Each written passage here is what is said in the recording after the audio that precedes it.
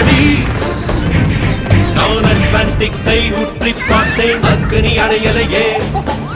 உன் பச்சை தேனை ஊற்று என் இச்சை தீயை ஆற்று அடிக்கச்சை கனியே பந்தி நட